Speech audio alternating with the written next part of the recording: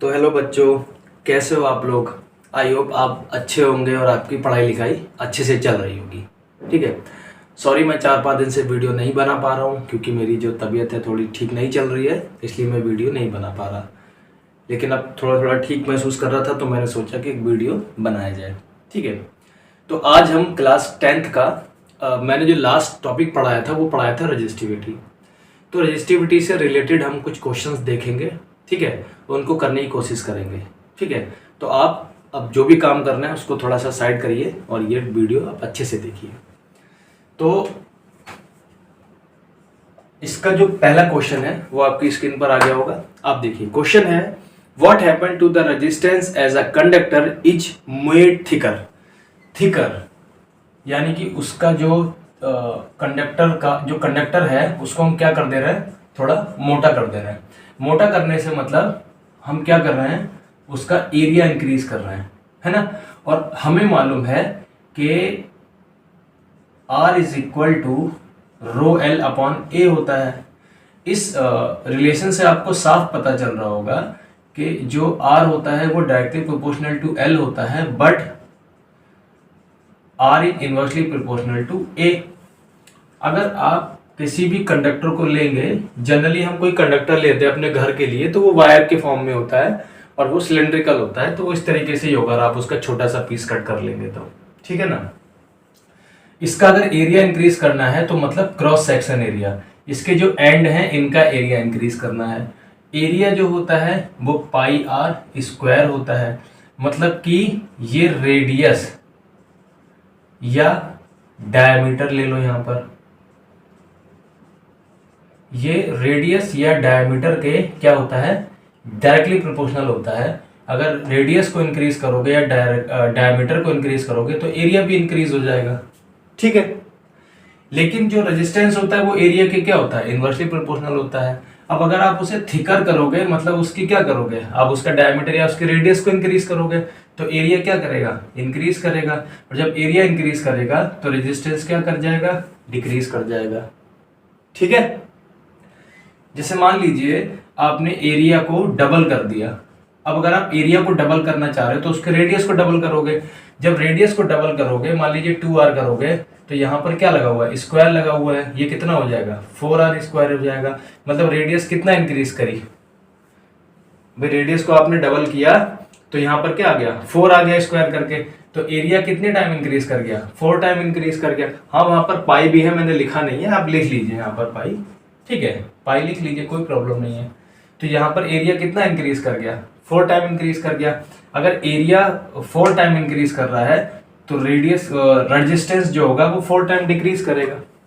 ठीक है, ये क्लियर हो गया। सेकेंड क्वेश्चन है if the length of a wire is doubled by taking more of the wire what happens to its resistance. तो फिर से वही चीज आ गई। ठीक है, हमें मालूम है resistance is equal to rho L upon A. अभी बताया था कि R is directly proportional to L.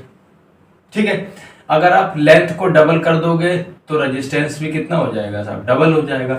मतलब कि कहने का मतलब है कि अगर आप एल की वैल्यू को इंक्रीज करोगे तो आर की वैल्यू भी क्या कर जाएगी, इंक्रीज कर जाएगी। सीधी सी बात है। मान लीजिए आप मार्केट से कॉपर वायर लेकर आए, एक कॉपर वायर आपने लिया 1 मीटर का और दूसरा कॉपर वायर सेम लिया, सेम वही कॉपर वायर आपने 2 मीटर का लिया। तो 2 मीटर वाले की जो रेजिस्टेंस होगी वो ज्यादा होगी इन कंपैरिजन टू 1 मीटर, क्योंकि आपने लेंथ को क्या कर दिया, डबल कर दिया ना। ठीक है, अब आ जाइए क्वेश्चन नंबर 3 पर। कह रहा है क्वेश्चन नंबर 3 में on what factor does the resistance of the conductor depends. तो ये तो आपको पता है, मैंने वीडियो में अच्छे से बताया आपको पढ़ाते टाइम जब क्लास ली थी। ये 4 फैक्टर्स पर डिपेंड करता है मेनली। ठीक है, पहला है nature of conductor, nature of conductor. दूसरा है लेंथ, लेंथ ऑफ कंडक्टर। तीसरा है area, area of cross section of conductor. और लास्ट है टेम्परेचर, टेम्परेचर ऑफ कंडक्टर। ठीक है, यहाँ पर कंडक्टर से जो हम मीन्स ले रहे हैं वो रजिस्टर भी हो सकता है, क्योंकि करंट तो उसमें फ्लो कर जाता है ना, थोड़ा ही सही करता तो है ना, तो रजिस्टर भी ले लेके कोई दिक्कत नहीं है, रजिस्टर के कम उसमें भी हम बोल सकते हैं। ठीक है, तो नेचर ऑफ कंडक्टर, जैसे मान लीजिए नेचर की बात करें तो जैसे प्योर मेटल है ना, प्योर मेटल के बाद में आपका रजिस्टर्स, और सबसे लास्ट में इंसुलेटर्स। प्योर मेटल का जो रेजिस्टेंस होता है वो सबसे ज्यादा लो होता है, और उसमें भी प्योर मेटल में भी अगर आप सिल्वर लेंगे तो सिल्वर का सबसे लो रेजिस्टेंस होता है, फिर उसके बाद कॉपर होता है, फिर एल्यूमिनियम होता है, बहुत सारे होते हैं, आयरन होता है ना। रजिस्टर्स में आप लेंगे तो रजिस्टर्स में आपको मैंने बताया था निक्रोम, मैंगनीज और कॉन्स्टेंटाइन, है ना, ये आपके रजिस्टर्स होते हैं। तो देखो इनका नेचर अलग है, ये प्योर मेटल है, इनका नेचर अलग है क्योंकि ये क्या है, आपके एलॉय है ना। और इंसुलेटर, इंसुलेटर आपको पता ही है, रबर हो गया है ना, प्लास्टिक हो गया, तो इनका नेचर अलग है, ये क्या है, इंसुलेटर्स है। तो नेचर पे डिपेंड करता है कि नहीं करता है ना। सेकंड नंबर पे आता है लेंथ ऑफ द कंडक्टर। तो हम बार बार फॉर्मूला देख रहे हैं, R is equal to rho L upon a. Length को चेंज करोगे तो ये भी चेंज हो जाएगा, क्या चेंज होगा, R जो है वो डायरेक्टली प्रोपोर्शनल टू L है, सही है, तो इसलिए ये लेंथ पे भी डिपेंड करेगा। आप लेंथ को चेंज करोगे तो रेजिस्टेंस भी चेंज हो जाएगा। Area of cross section of the conductor, तो यहाँ पे देख ही रहा है, R is inversely proportional to area of conductor, है ना। अगर आप एरिया को डिक्रीज करोगे तो R इंक्रीज करेगा, अगर एरिया को इंक्रीज करोगे तो R डिक्रीज कर जाएगा, है ना। Temperature of the conductor, temperature जितना इंक्रीज होगा, क्योंकि जो R होता है वो डायरेक्टली प्रोपोर्शनल टू L होता है, जितना इंक्रीज होगा टेम्परेचर उतना ही रेजिस्टेंस भी उसका इंक्रीज कर जाएगा। ठीक है ना, समझ आ गया। अब क्वेश्चन नंबर 4 है, name the material which is best conductor of electricity. तो मैंने अभी बताया था क्या होता है, सिल्वर होता है। सिल्वर जो होता है वो बेस्ट कंडक्टर होता है for electricity, best conductor for electricity. क्यों होता है, कोई भी 3 चीजें बताई थी, रजिस्टर, इंसुलेटर और कंडक्टर। तो कंडक्टर बेस्ट क्यों है, मतलब कंडक्टर में क्यों इलेक्ट्रिसिटी पास हो जाती है, तो उसमें फ्री इलेक्ट्रॉन्स होते हैं, जितने ज्यादा फ्री इलेक्ट्रॉन होंगे उतना ही अच्छा कंडक्टर होगा। मतलब सिल्वर में फ्री इलेक्ट्रॉन्स क्या होते हैं, ज्यादा होते हैं as compare to copper, aluminium या फिर आयरन। ठीक है, इसीलिए क्या है, बेस्ट कंडक्टर है। ठीक, बात समझ आ गई। नेक्स्ट क्वेश्चन पे आ जाइए। नेक्स्ट क्वेश्चन है, which among iron and mercury is the better conductor of electricity. तो एक आपका है आयरन और एक आपका है मर्क्यूरी, तो इन दोनों में से आयरन क्या है, आपका बेटर है। क्यों बेटर है, इसमें फ्री इलेक्ट्रॉन्स ज्यादा हैं, किसके कंपैरिजन में, मर्क्यूरी के कंपैरिजन में। ठीक है, इसीलिए ये better conductor as compare to mercury है। नेक्स्ट क्वेश्चन है, why are copper and aluminium wire used for the electricity transmission. तो हम कॉपर वायर और एल्यूमिनियम वायर का ही यूज क्यों करते हैं अपने घरों में, तो इसलिए करते हैं क्योंकि कॉपर और एल्यूमिनियम जो है वो प्योर मेटल में आते हैं, बहुत सारे प्योर मेटल हैं। ठीक है, तो ये क्या है, आपके प्योर मेटल में आते हैं, और इनका जो रेजिस्टेंस होता है वो क्या होता है, लो होता है। अब कुछ बच्चे सोच रहे होंगे हम सिल्वर भी तो यूज कर सकते हैं, सिल्वर बहुत महंगा होता है, कॉपर वायर और एल्यूमिनियम वायर ही लेने जाओ वही इतना महंगा पड़ जाता है, 20-20 हज़ार, 24-24 हज़ार, मतलब 20,000 या 24,000 के आसपास लगता है वायर घर में। ठीक है, तो सिल्वर कितना लगेगा, सिल्वर तो बहुत महंगा पड़ेगा, इसलिए सिल्वर नहीं यूज करते हैं, हम कॉपर और एल्यूमिनियम यूज करते हैं। ठीक है, नेक्स्ट क्वेश्चन है, name the material which is use for making the heating element of an electric iron. तो बहुत ही सिंपल है, आयरन में जो हम हीटिंग एलिमेंट यूज करते हैं वो होता है निक्रोम। क्या होता है? निक्रोम होता है। हम निक्रोम का यूज करते हैं। क्यों करते हैं? इसका रेजिस्टेंस हाई होता है। इसका रेजिस्टेंस क्या होता है? हाई होता है। कितना हाई होता है? अगर हम इसका कॉपर से कंपैरिजन करें तो कॉपर के कंपैरिजन में ये 60 टाइम हाइयर होता है। किसका रेजिस्टेंस? निक्रोम का resistance as compare to copper. ठीक है, अब नेक्स्ट क्वेश्चन पे आ जाइए। नेक्स्ट क्वेश्चन है what is nichrome states its one use. तो अभी वो निक्रोम के बारे में पूछ रहा है। निक्रोम क्या है? तो निक्रोम आपका क्या है? निक्रोम मिक्सचर है किसका? निकेल, क्रोमियम, मैग्नीज और आयरन। तो इसमें ये चार चीजें आपकी मिक्स होती हैं। एक पर्टिकुलर प्रोपोर्शन होता है कि कितना पार्ट हमें निकल का लेना है, कितना पार्ट क्रोमियम का लेना है, कितना पार्ट मैग्नीज का लेना है, कितना पार्ट आयरन का लेना है। ठीक है, बात समझ में आई? फिर मैंने बताया था अभी पिछले क्वेश्चन में कि इसका अगर हम कॉपर से कंपैरिजन करेंगे तो कॉपर के कंपैरिजन में इसके जो रेजिस्टेंस होता है या इसकी जो रेजिस्टिविटी होती है वो कितनी होती है? 60 टाइम होती है। ठीक है, बात समझ में आ गई? और इसका जो यूज होता है वो हीटिंग एलिमेंट के लिए होता है। किसके लिए होता है? हीटिंग एलिमेंट, है ना। इलेक्ट्रिक आयरन हो गई, गीजर हो गया, हीटर हो गया, उन सब में इसका यूज होता है। नेक्स्ट क्वेश्चन है give to reason why the nichrome alloy is used for making the heating element of the electrical appliance. तो इसका आंसर तो आप खुद ही दे दोगे, है ना। तो क्या है इसका आंसर? पहला कि इसकी रेजिस्टिविटी जो होती है वो हाई होती है, या इसका रेजिस्टेंस जो होता है वो हाई होता है कंपैरिजन टू प्योर मेटल। दूसरा, ये हाईएस्ट टेम्परेचर भी अगर गेन कर लेगा अपना, या ये हाईयर टेम्परेचर पे भी पहुंच जाएगा, तो ये ऑक्सीडाइज नहीं होगा। ऑक्सीडाइज मतलब बर्न नहीं होगा। ये एयर के साथ रिएक्शन करके ये बर्न नहीं होगा। जैसे टंगस्टन होता है, पुराने टाइम में जो बल्ब आते थे, जो थॉमस एल्वा एडिसन ने बल्ब बनाया था, ठीक है, तो उस बल्ब में क्या होता था? टंगस्टन लिया जाता था। टंगस्टन का एलिमेंट बना के और उसको ग्लास की कवरिंग के अंदर उसमें नोबल गैसेस भरी जाती हैं। क्यों? क्योंकि अगर नोबल गैसेस क्या होती हैं, वो नोबल गैसेस आपकी अनरिएक्टिव होती हैं, वो रिएक्शन नहीं करती हैं जल्दी से, करती नहीं है जल्दी से। क्या?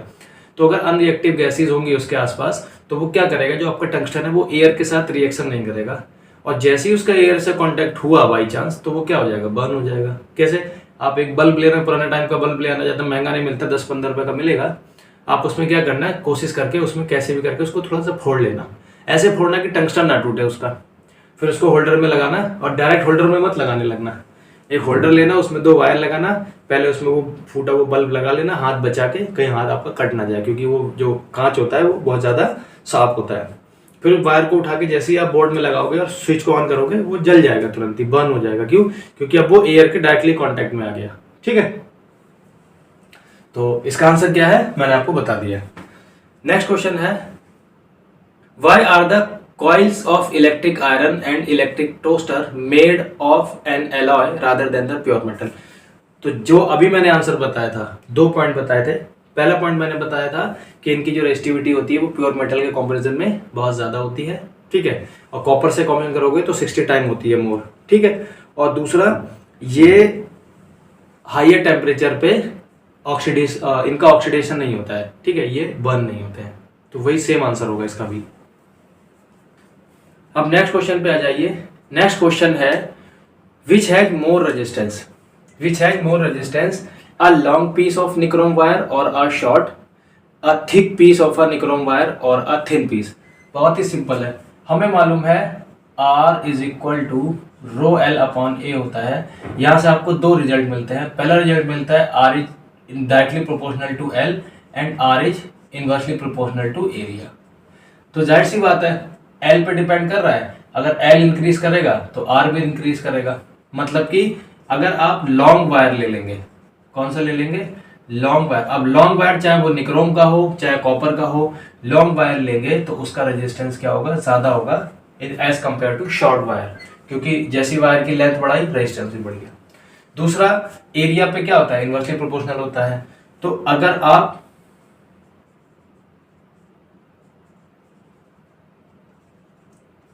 थिक वायर लेंगे, क्या लेंगे, थिक वायर लेंगे, तो इसका रेजिस्टेंस क्या होगा, लो होगा। और उसने क्या पूछा है क्वेश्चन में, किसका ज्यादा रेजिस्टेंस होगा। हाँ, तो अगर आप थिन वायर ले लेंगे, वही थिक का तो लो हो जाएगा, तो थिन का क्या हो जाएगा, थिन वायर का जो रेजिस्टेंस हो जाएगा वो हाई हो जाएगा। हमें हाई बताना है ना, हाई कौन से का होगा। चार ऑप्शन है हमारे पास, long wire, short wire, thin wire और थिक वायर। तो इनमें से लॉन्ग वायर और थिन वायर का रेजिस्टेंस जो होगा वो हाई होगा। ठीक है, नेक्स्ट आ जाइए, how does the resistance of a pure metal change if its temperature decreases. तो आपको पता है कि R is directly proportional to the temperature. अगर टेम्परेचर को डिक्रीज करोगे तो रेजिस्टेंस भी डिक्रीज हो जाएगा। बस यही इसका आंसर हो गया। ठीक है, और इसी का सेकंड पार्ट है, वो है how does the presence of impurities in a metal affect it's resistance. तो देखिए, इम्प्योरिटी क्या है, इम्प्योरिटी समझो भाई, हम प्योर मेटल, एक बोल रहे हैं हम प्योर मेटल है ना, एक बोल रहे हैं एलॉय है, और इंसुलेटर की तो हम यहां बात ही नहीं कर रहे हैं। देखो, प्योर मेटल को हम प्योर मेटल क्यों बोल रहे हैं, जैसे मान लीजिए मैंने कॉपर वायर लिया, क्या लिया, कॉपर वायर। तो कॉपर वायर लेने का मतलब है कि इसके जितने भी एटम्स हैं, इसके जितने भी एटम्स हैं वो सारे किसके हैं, कॉपर के हैं। इसमें और कोई एटम है ही नहीं, और कोई मटेरियल इसमें है ही नहीं, इसीलिए वो प्योर मेटल है। एलॉय की बात कर रहे हैं, तो एलॉय में अगर मैं निक्रोम ही ले लूं, है ना, तो निक्रोम में क्या है, निकिल भी है, क्रोमियम भी है, मैग्नीज भी है और आयरन भी है। तो ये क्या है, आपका इम्प्योर है ना। और इसका जो रेजिस्टेंस होता है वो कैसा होता है, हाई होता है। तो इम्प्योरिटीज अगर आप किसी भी प्योर मेटल में डाल देंगे तो उसका रेजिस्टेंस कैसा हो जाएगा, हाई हो जाएगा।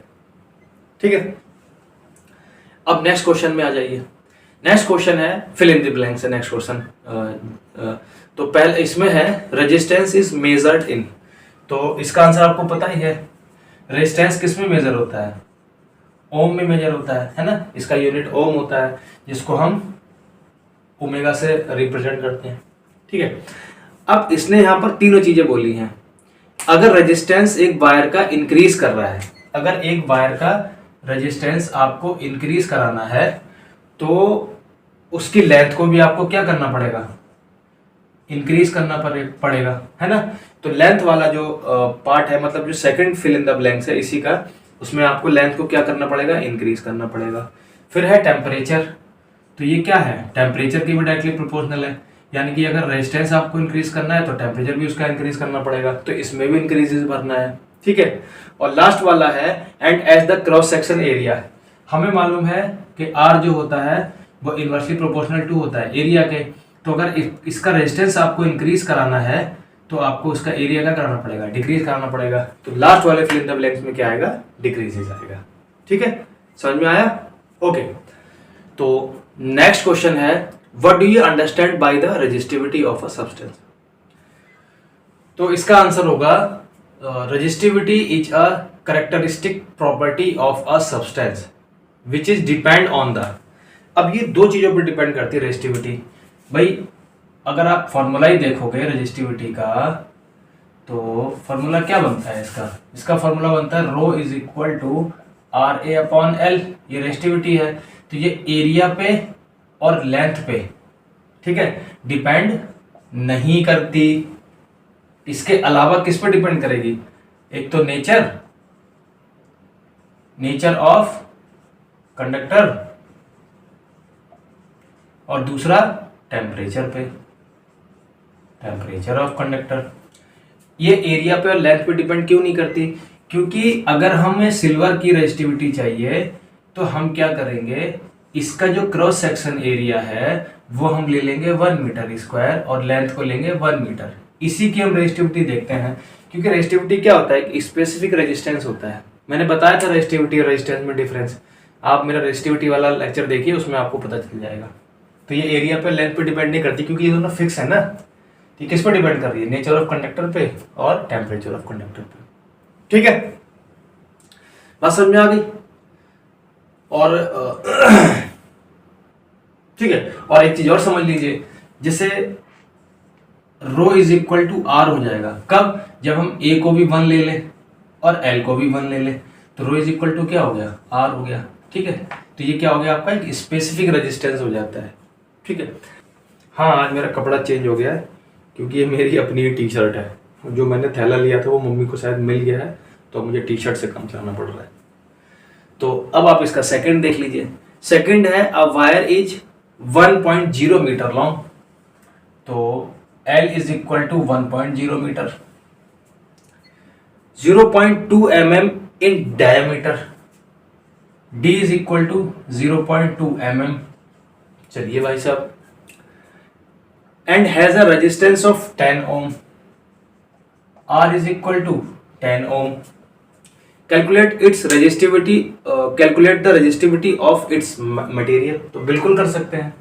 हमें मालूम है rho is equal to R A upon L. ठीक है, अगर ये फॉर्मूला याद नहीं है आपको तो ये भी है, R is equal to rho L upon A. यहां से रो को ही रहने दीजिए, ए को इधर ले जाइए तो आर ए हो जाएगा, एल को नीचे ले आइए। ठीक है, दोनों में से कोई भी फॉर्मूला आपको याद करना है। चलिए, अब जब हम एरिया फाइंड करेंगे, एरिया ऑफ कंडक्टर, ठीक है, तो एरिया ऑफ कंडक्टर हम फाइंड करेंगे तो हम ऐसा इमेजिन मतलब हम बाय डिफॉल्ट ऐसा इमेजिन कर लेते हैं कि जो हमारा कंडक्टर है वो सिलेंड्रिकल शेप में है। ठीक है, तो हमें एरिया किसका निकालना है, सर्कुलर एंड का निकालना है, तो इसको लिख देंगे पाई आर स्क्वायर। अब यहां पर दे रखा है डायमीटर, कितना दे रखा है 0.2 mm। इस डायमीटर से हम रेडियस फाइंड करेंगे, तो रेडियस कितनी हो जाएगी इसकी, R is equal to 0.1 mm। ये मीटर में दे रखा है तो आप इसको मीटर में चेंज करिए। mm है, mm से मीटर में जाएंगे तो 1000 से डिवाइड करेंगे। ठीक है, तो 1000 से डिवाइड करने पर क्या होगा, ये हो जाएगा 1 2 3 1 2 3, कितना हो गया, इतने मीटर हो गए, इसकी क्या रेडियस हो गई, इतने मीटर। चलिए ठीक है, कुछ लोग डायमीटर ही यूज कर लेते हैं सीधे सीधे, ठीक है, वो कोई दिक्कत नहीं है, इसमें कोई परेशानी वाली बात नहीं है। पाई की वैल्यू इन्होंने दे रखी है, नहीं दे रखी है, तो पाई की वैल्यू हम 3.14 यूज कर लेते हैं। 3.14 इंटू आर हमारा कितना हो गया 0.0001 का स्क्वायर, तो जब इसका इससे मल्टीप्लाई करेंगे तो आ जाएगा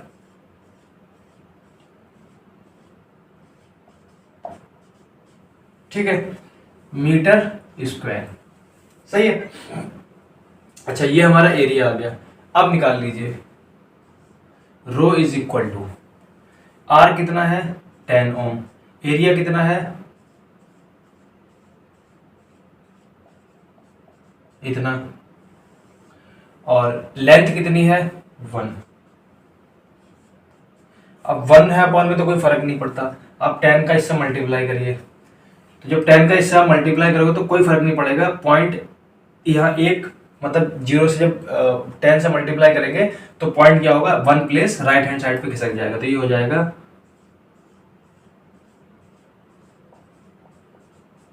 है ना। तो इसको हम क्या लिख सकते हैं, इसको हम लिख सकते हैं 3.14 इंटू 10 टू दी पावर -7। ठीक है, रेजिस्टिविटी है, तो इसका भी जो यूनिट होगा वो कितना होगा ओम होगा, तो ये इसका क्या आ गया आपका आंसर आ गया। ठीक है, कुछ है नहीं इसमें, आप इसको जब स्क्वायर करके इससे मल्टीप्लाई करेंगे तो यही आएगा, आप चाहे करके देख लीजिएगा। ठीक है, चलिए अब आ जाइए नेक्स्ट क्वेश्चन पर। नेक्स्ट क्वेश्चन है 15, इसमें 2 पार्ट हैं, तो पहला पार्ट देखते हैं। Write down an expression for the resistance of a metallic wire in terms of resistivity. बहुत ही सिंपल है, rho is equal to R A upon L. यहां पर जो रो है वो क्या है रेजिस्टिविटी है। ठीक है, आर क्या है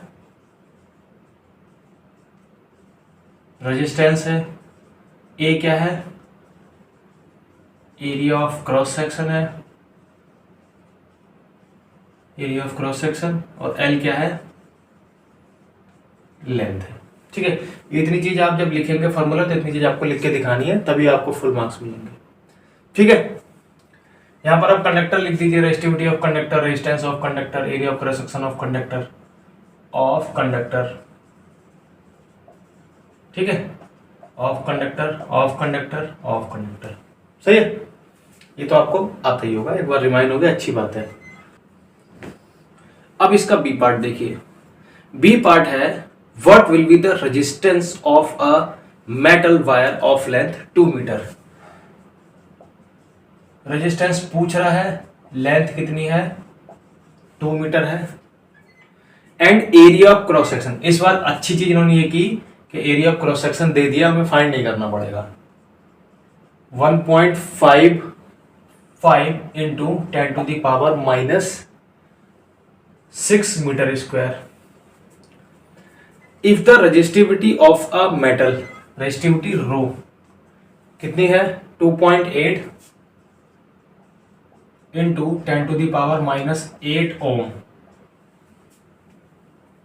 ओम मीटर। तो हमें मालूम है R is equal to rho L upon A होता है। तो बहुत ही सिंपल है, आप सारी वैल्यू पुट कर दीजिए, उनको सॉल्व कर दीजिए, इसका आंसर आ जाएगा। ठीक है, तो आप इसको अपने आप सॉल्व कर लेंगे।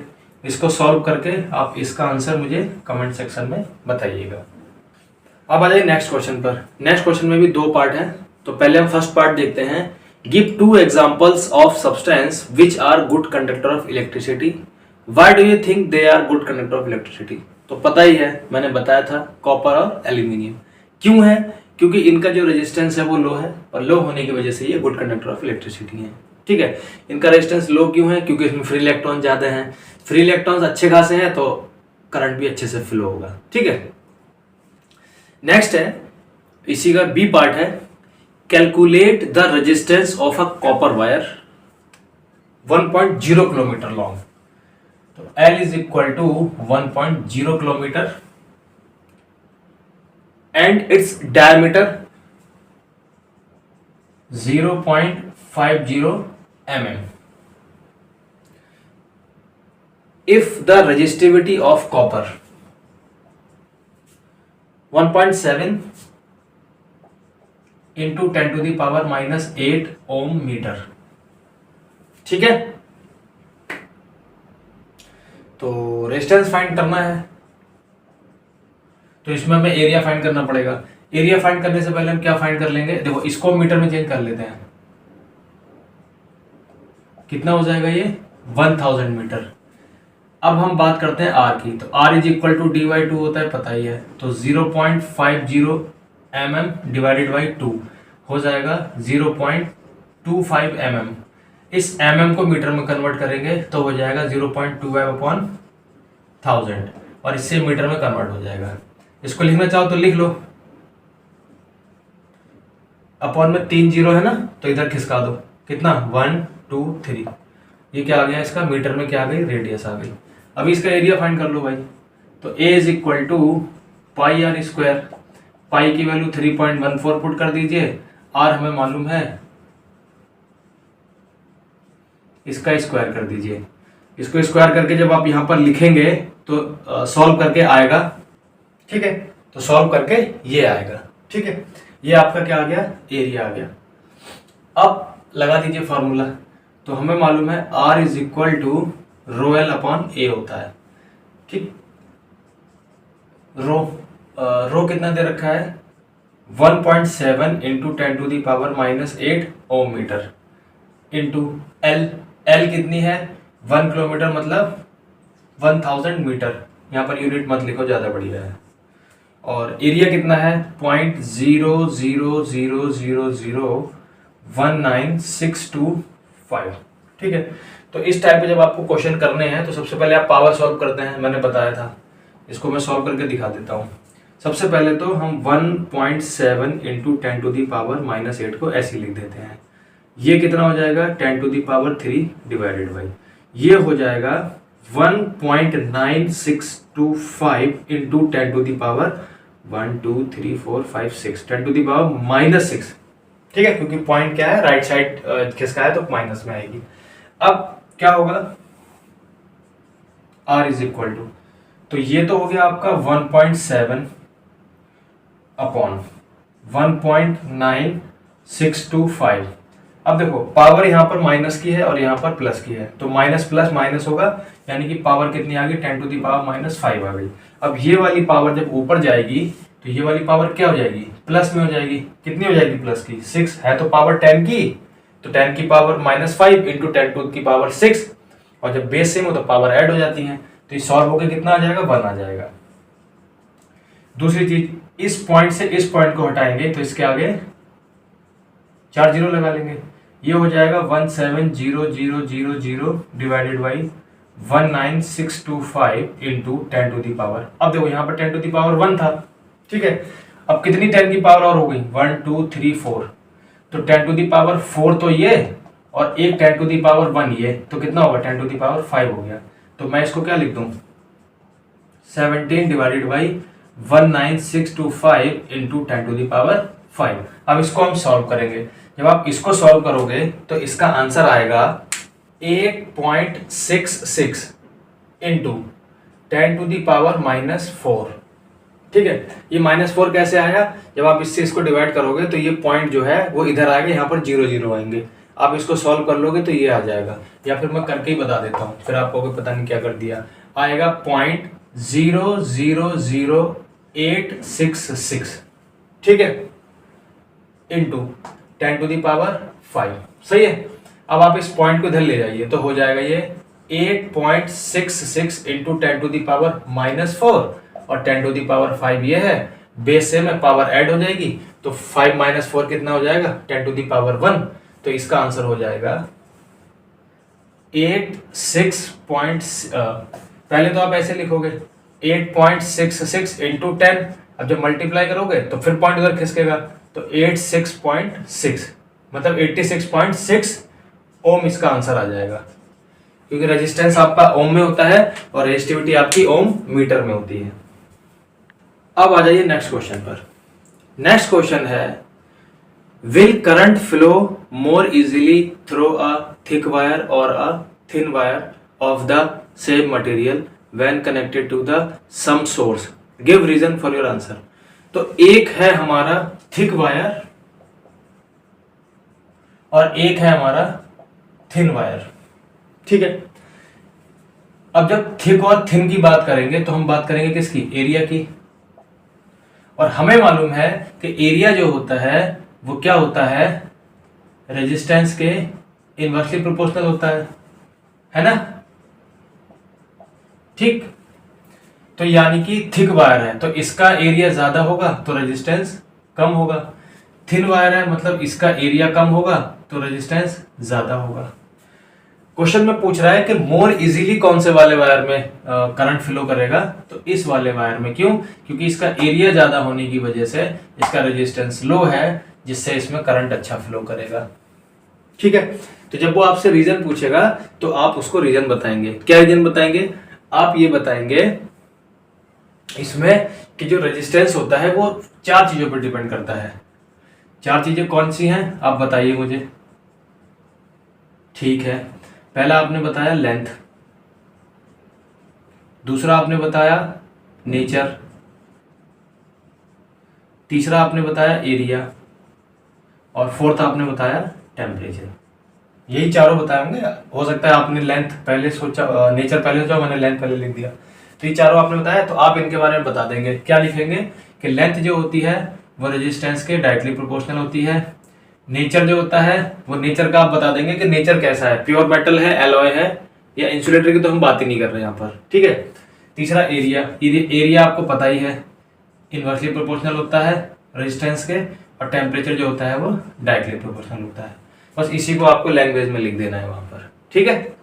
और जब आप नेचर की बात करेंगे तो वहां पे आपको बता देना है कि प्योर मेटल जो होता है उसके रेजिस्टेंस लो होता है, ठीक है, लेकिन जो एलॉय होता है उसका रेजिस्टेंस ज्यादा होता है, या रेजिस्टिविटी ज्यादा होती है।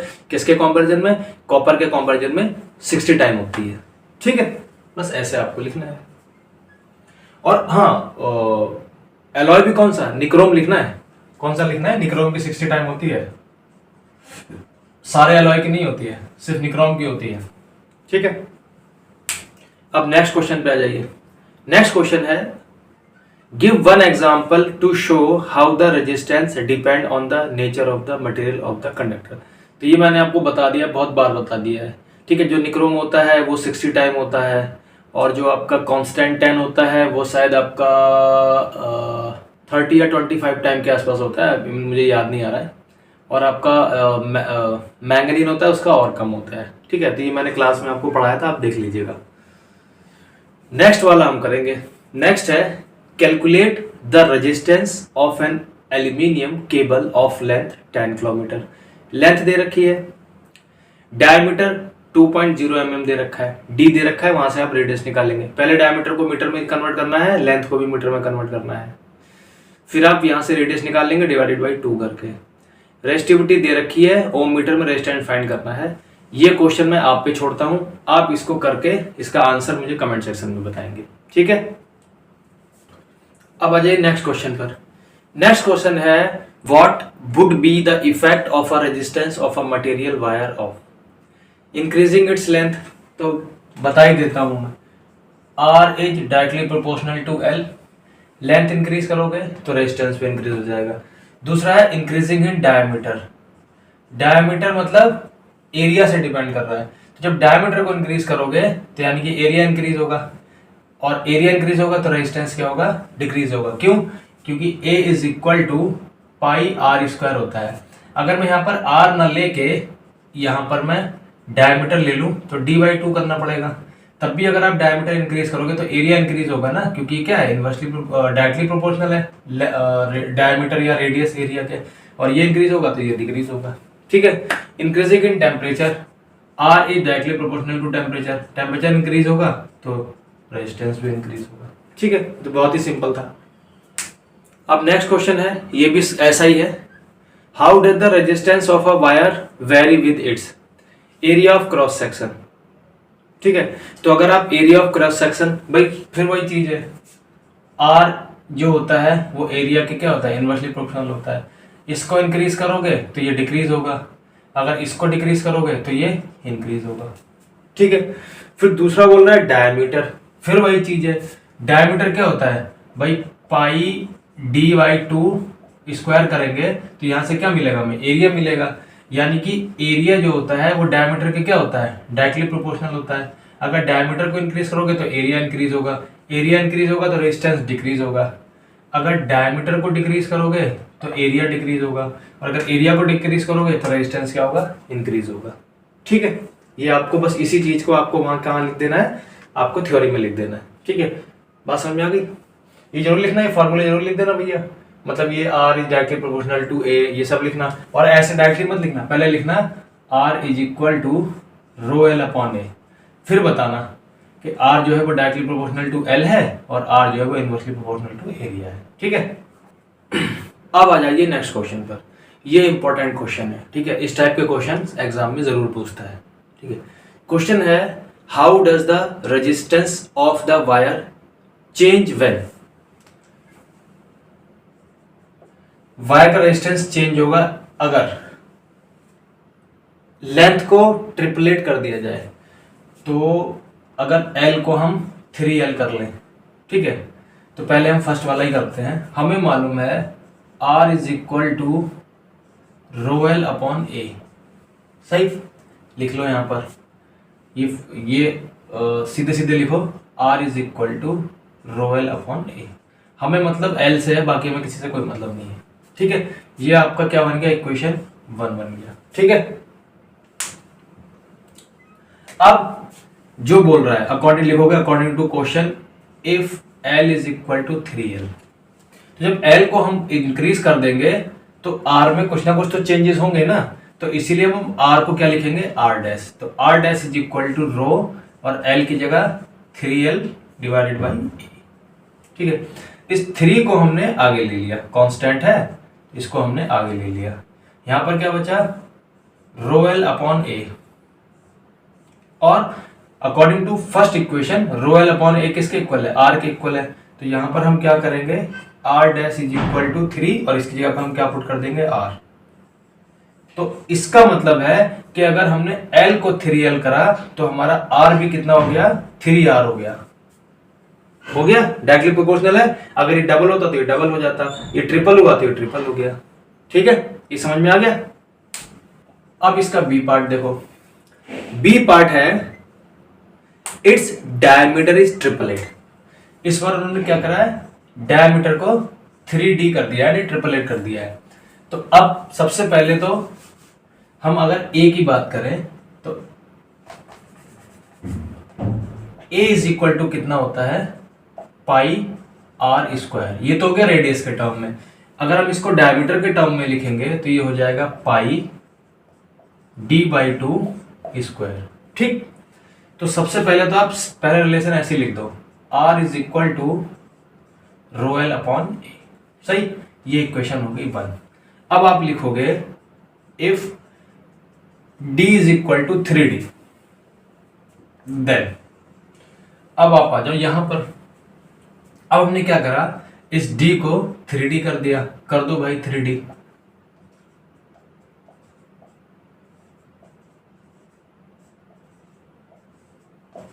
अगर आप इस d को 3D कर दोगे तो एरिया में कुछ ना कुछ चेंज होगा, इसीलिए हम इसको क्या लिख देंगे, a डैश लिख देंगे।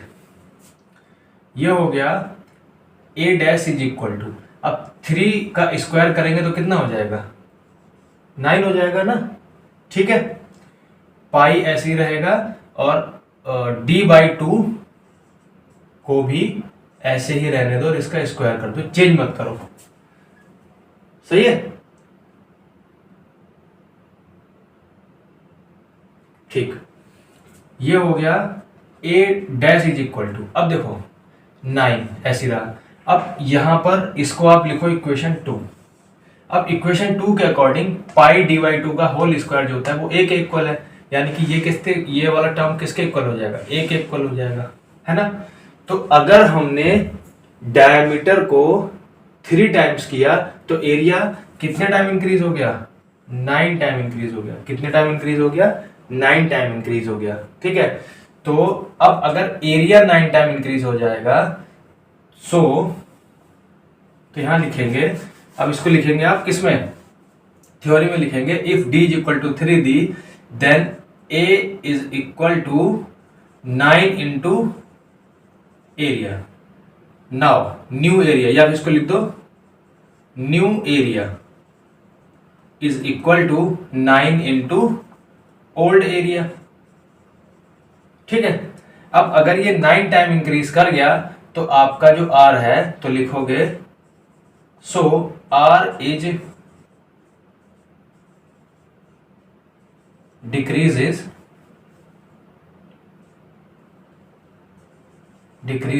9 टाइम्स। ठीक है, आया समझ में। ठीक है, तो या तो आप इसको ऐसे लिख दोगे, ठीक है, और अगर इसको बहुत अच्छे से लिखना है तो कुछ मत करो, आप यहां पर क्या करो, इस वाले r की जगह पर जब आप एरिया को 9a करोगे तो आपका रेजिस्टेंस भी क्या हो जाएगा, चेंज हो जाएगा। ठीक है, फिर आप इसको लिख दो r dash is equal to 1/9 को आगे ले लो, यहाँ पर आपका क्या बचा, रो एल अपॉन ए बचा। सही है, तो यहाँ पर आपका क्या हो गया, r dash is equal to 1/9 r। ये ज़्यादा अच्छा है क्योंकि हमें यहाँ पर रिलेशन मिला ना, यहाँ पर रिलेशन नहीं मिल रहा था। तो आप इसको मत ही लिखो तो ज़्यादा बढ़िया है, ऐसे करके मत लिखना। सही है, आप इसको ऐसे करके कर देना। ठीक, तो कितना हो गया, ये आपका कितना हो गया 1/9, यानी कि अगर आपने d को 3D कर दिया तो आपका जो r है वो 1/9 हो गया एज कंपेयर टू दिस। ठीक, अब नेक्स्ट बोल रहा है कि अगर आप रजिस्टिविटी को 3 टाइम कर दोगे। चलिए भैया फिर से करते हैं। तो फिर हमें मालूम है कि r is equal to rho L upon A होता है। ठीक है, ये इक्वेशन हो गई 1। According to question if rho is equal to 3 rho put कर दे तो r की वैल्यू चेंज होगी, कितनी हो जाएगी, r डैश हो जाएगी। अब इसको लिख लो 3 rho L upon A, r dash is equal to 3 ऐसे ही रहा, रो एल अपॉन ए किसके इक्वल है, r के इक्वल है। आ गया, अगर आपने रेजिस्टिविटी की वैल्यू 3 टाइम कर दी तो r की वैल्यू भी कितनी हो गई, 3 टाइम्स हो गई। अब नेक्स्ट क्वेश्चन देख लेते हैं। नेक्स्ट क्वेश्चन है calculate the area of cross section. इस बार हमें एरिया फाइंड करना है। कंडक्टर दे रखा है कोई of a wire if its length L दे रखी है 1.0 metre, its resistance is 23 ohm, R is equal to दे रखा है 23 ohm, and the resistivity of the material of the wire is 1.84 into 10 to the power -6 ohm metre. ठीक है, चलिए तो फाइंड कर लीजिए। हमें मालूम है R is equal to rho L upon A होता है। अब हमें एरिया फाइंड करना है तो एरिया को लेफ्ट में ले जाइए और R जब राइट में जाएगा तो डिवाइड में पहुंच जाएगा। A इज इक्वल टू हो जाएगा रो की वैल्यू कितनी है 1.84 into 10 to the power -6। L कितना है 1.0 मीटर डिवाइडेड बाई R कितना है 23। जब आप अब देखो 1 से इसका मल्टीप्लाई करो तो वही सेम ऊपर आ जाएगा, कोई दिक्कत नहीं है।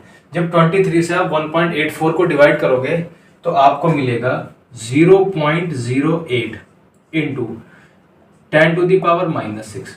ठीक है, इसको अगर आपको और अच्छे से लिखना है तो आप इस पॉइंट को इधर ले आइए तो ये हो जाएगा 8 इंटू 10 टू दी पावर। अब पहले पावर यहाँ पर -6 था, कितना था -6। ठीक है, लेकिन जब आप इस पॉइंट को यहाँ से यहाँ लाओगे तो 2 पावर माइनस में और इंक्रीज कर जाएंगी तो कितना हो जाएगा -8 मीटर स्क्वायर। ये क्या आ गया, ये आपके वायर का एरिया ऑफ क्रॉस सेक्शन आ गया। ठीक है, आई बात समझ में? ये क्या आ गया, एरिया ऑफ क्रॉस सेक्शन आ गया। अब देखते हैं इसका नेक्स्ट क्वेश्चन। नेक्स्ट जो है वो लॉन्ग क्वेश्चन है, मतलब लॉन्ग आंसर टाइप क्वेश्चन है, लॉन्ग क्वेश्चन नहीं है। ठीक है, तो नेक्स्ट है define resistivity, right N expression for the resistivity of a substance, give the meaning of each symbol. तो रेजिस्टिविटी मैंने आपको बता दिया था। Resistivity is a characteristics property of a conductor which is depending on the temperature and nature of the conductor। ठीक है, और ये लेंथ पे और एरिया पे डिपेंड नहीं करती है। ठीक है, उसके बाद में इसका फॉर्मूला आपको लिख देना है और उसके सारे के सारे जितने भी सिंबल आप यूज करोगे, मतलब जितने भी आप इसमें सिंबल यूज कर रहे हो उसका मीनिंग लिख देना है। स्टेट द ऐसा यूनिट ऑफ रेजिस्टिविटी, तो क्या होती है, ओम मीटर होती है। ठीक है, डिस्टिंग्विश बिटवीन द रेजिस्टेंस और एंड रेजिस्टिविटी, ये मैं आपको बता चुका हूँ जब मैंने आपको रेजिस्टेंट और रेजिस्टिविटी पढ़ाया था तो मैंने उस टाइम आपको बताया था। ठीक है, क्या बताया था मैंने बताया था कि जो रेजिस्टेंस होता है वो क्या होती है, प्रॉपर्टी ऑफ कंडक्टर होती है। क्या होती है, प्रॉपर्टी ऑफ कंडक्टर। लेकिन जो रेजिस्टिविटी होती है वो प्रॉपर्टी ऑफ मटेरियल होती है। वो कौन से मटेरियल का बना हुआ है तो वो उसकी क्या होगी, रेजिस्टिविटी होगी। ठीक है, दूसरा इसमें आप लिख सकते हो ये किन किन चीज़ों पर डिपेंड करता है। तो जो रेजिस्टेंस होता है वो 4 चीज़ों पर डिपेंड करता है और जो रेजिस्टिविटी होती है वो 2 चीज़ों पर डिपेंड करती है। ठीक है, और तीसरा आप इसमें लिख सकते हो जो रेजिस्टेंस होता है वो क्या करता है, इलेक्ट्रिक फ्लो का अपोज करता है। ठीक है, इस पॉइंट के अगेंस्ट इसमें रेजिस्टिविटी में आप लिख सकते हो कि ये भी सेम ही चीज करती है, ये भी क्या करता है, इलेक्ट्रिक करंट का अपोज करता है। बट कब, उस केस में जो उसकी लेंथ होती है वो 1 मीटर ली जाती है और उसका जो एरिया ऑफ क्रॉस सेक्शन होता है वो 1 मीटर स्क्वायर लिया जाता है। ठीक है, तो ये आपको 3 मैंने डिफरेंसेस के बता दिए।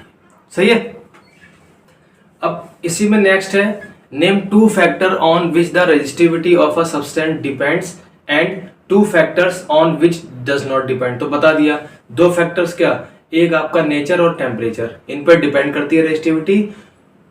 एरिया और लेंथ इन पे डिपेंड नहीं करती। ठीक है, अब है E, the resistance of a material metal wire of the length 1 metre is this at 20 degree centigrade. If the diameter of the wire is this, what will be the resistivity of the metal at that temperature. तो temperature दोनों time पे same है और वैसे भी temperature से हमें कोई मतलब है नहीं। टेम्परेचर उन्होंने दिया है इसलिए कि कौन सा फार्मूला है जिसमें टेम्परेचर भी आ जाए, टेम्परेचर भी आ जाए। बच्चों को कंफ्यूज करने के लिए टेम्परेचर दिया है, टेम्परेचर का कोई रोल नहीं है। ठीक है, तो हम इसमें क्या करेंगे, हमें फाइंड की रेजिस्टिविटी, तो हम लगाएंगे रेजिस्टिविटी का फॉर्मूला होता है RL/A। RL और A की वैल्यू पुट कर देंगे, उसको सॉल्व कर देंगे, हमारा आंसर आ जाएगा। ठीक है, तो ये आपके क्वेश्चन हो गए। अब इसमें आपके एमसीक्यूज बचे हैं और कुछ हाई ऑर्डर थिंकिंग क्वेश्चन बचे हैं, वो मैं आपको बताऊंगा नेक्स्ट वीडियो में, क्योंकि अभी मेरी तबीयत है थोड़ी ऐसी चल रही है, तो ठीक है थोड़ा सा मैनेज कर लीजिए। ठीक है, बाकी आप पढ़ते रहिए, मेहनत करते रहिए। ठीक है, गुड नाइट, सबक है, शुभ रात्रि।